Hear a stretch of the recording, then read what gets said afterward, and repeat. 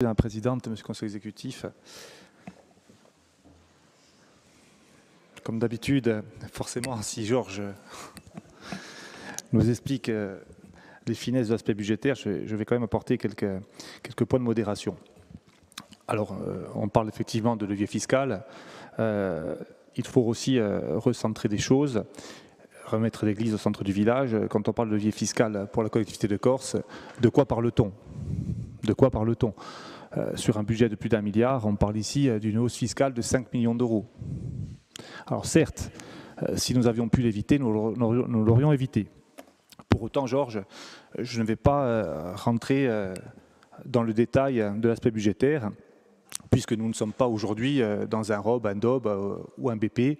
On est bien sur un rapport qui vient fixer les taux. Alors certes, ces taux-là vont alimenter le budget, mais pour autant, il faut aussi dézoomer, parce qu'il n'y a pas plus sourd que la personne qui ne veut entendre. Et à force de dire et d'essayer de faire croire aux Corses que nous avons une mauvaise gestion, que nous faisons des mauvais choix, eh bien, on pourrait presque y croire. Sauf que on va essayer aussi de démontrer et de prouver que la situation n'est pas aussi simple.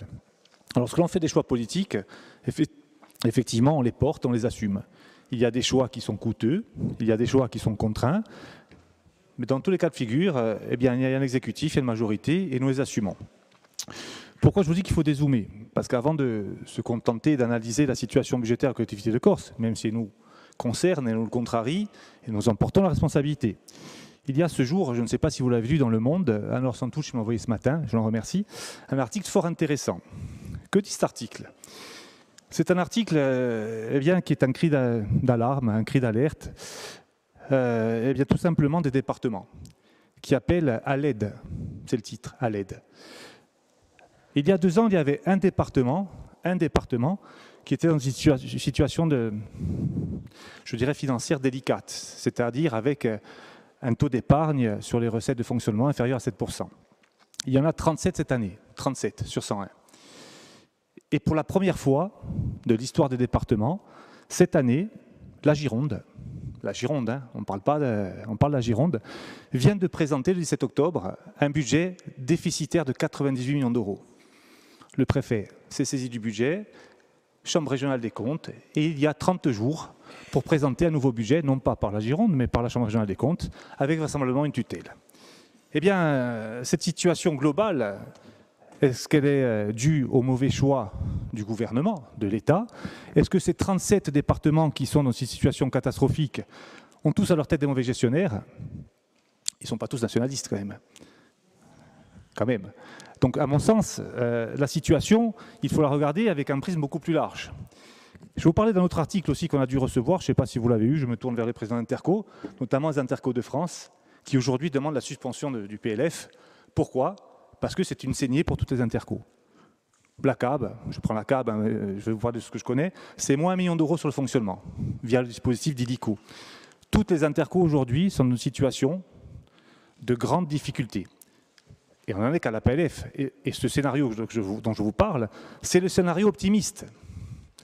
Puisque les prélèvements sur la TVA, le report, Jean-Christophe, du FCTVA d'1 an, hein, on va rester 1 an sans toucher le FCTVA. On vient de nous prélever 860 000 euros pour la CAB de recettes qui ne seront plus distribuées. Eh bien, là encore, je ne pense pas qu'on soit des mauvais gestionnaires, je ne pense pas en être un. Eh bien, on va se retrouver dans une situation où un avenir qui paraissait, non pas radieux, mais plutôt serein, eh bien, nous mène à l'horizon 2028, eh bien, une épargne nette quasi négative, non pas parce qu'on fait des mauvais choix, mais parce qu'on vient simplement nous prélever aujourd'hui les recettes qui nous étaient acquises. Et c'est pareil pour les communes. Je vous invite à bien analyser le projet de loi de finances et vous verrez à quelle chose nous allons manger. Alors, certes, aujourd'hui, on vient actionner le levier fiscal. On parle de 5 millions d'euros. Quelques chiffres, puisque là, on va rezoomer sur notre collectivité. Simplement, très rapidement, 3 exercices, un poste budgétaire, c'est le social. Nous avons mandaté en N-2, je me suis fait une petite note, nous avons mandaté en N-2 197 millions d'euros sur le social. Nous avons mandaté à N-1 207 millions d'euros sur le social. Nous mandatons cette année 218 millions d'euros sur le social. Moi, je veux bien qu'on fasse des mauvais choix. Mais quels sont-ils ? Est-ce qu'aujourd'hui, ce sont des dépenses qui s'imposent à nous ou c'est des dépenses que nous avons choisies? La question qu'on doit se poser collectivement, y a-t-il une paupérisation de la société corse? Je pense que la réponse, on l'a tous, oui. Comment infléchir cette situation? Mais de dire aujourd'hui que nos mauvais choix nous conduisent à actionner le levier fiscal, c'est aussi la situation globale qui nous conduit à actionner le levier fiscal. En responsabilité, nous avons des dépenses sociales qui explosent, certes, Georges, en échange, et je ne vais pas me dédire ici. On a des actions à mener, des choix stratégiques à faire, notamment sur la masse salariale, par exemple, sur d'autres sujets aussi. Le zéro, c'est plus compliqué, puisque inflation, nouveaux besoins. Autre chiffre. Pour les intercommunalités, je vous parle d'une moyenne, dans les 3 ans à venir, pour tout million de dépenses supplémentaires qui seraient introduits par du GVT, par des coûts du 0,11 plus importants, il n'y aurait que 200 000 € de recettes supplémentaires.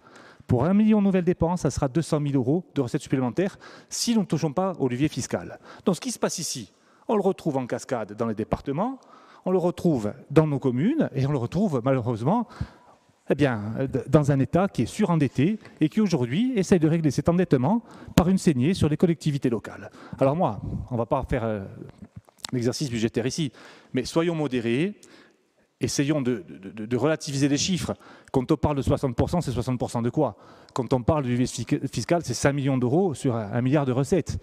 Donc il y a une obligation, c'est vrai que si on avait pu éviter de le faire, nous aurions évité de le faire. On rejoint la moyenne nationale sur les cartes grises, mais de dire qu'on va encore une fois ponctionner les Corses, je pense qu'on n'a jamais fait. On essaie de le faire le moins possible, mais il y a un principe de réalité, c'est qu'il faut présenter des budgets d'équilibre et nous allons essayer encore une fois de le faire. Merci.